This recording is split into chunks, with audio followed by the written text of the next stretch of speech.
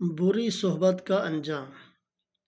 بری صحبت زہر سے زیادہ مہلک ہوتی ہے، جس کا انجام ذلت اور رسوائی کے سوا اور کچھ نہیں ہوتا۔ اسی طرح نیک صحبت تریاق ہوتی ہے، جو سینکڑوں برائیوں سے حفاظت کا ذریعہ بنتی ہے۔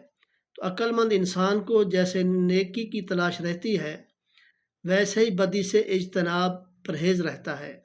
تو انسان کو جس طرح نیکی کی ضرورت ہے، تو اس سے کہیں زیادہ نیک صحبت کی ضرورت ہے۔ اور اسی طرح جس طرح بدی سے بچنا ضروری ہے، تو اس سے کہیں زیادہ بروں کی صحبت سے بچنا ضروری ہے۔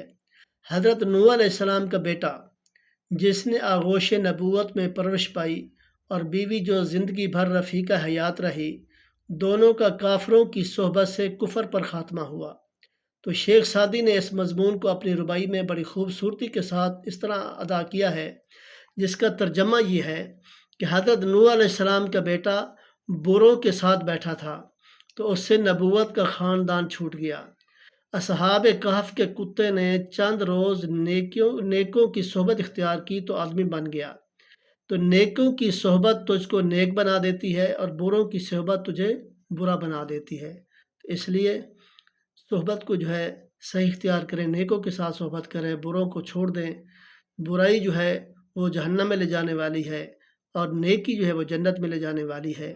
آگے آپ کی مرضی ہے، جس راستے کو اختیار کریں۔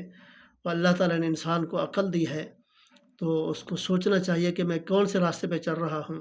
تو اللہ تعالیٰ ہم سب کو برائی سے بچ کر اور آخرت اور نیک لوگوں کی صحبت وہ اپنانے کی توفیق عطا فرمائے۔ آمین۔ وآخر دعوانا ان الحمد للہ رب العالمین۔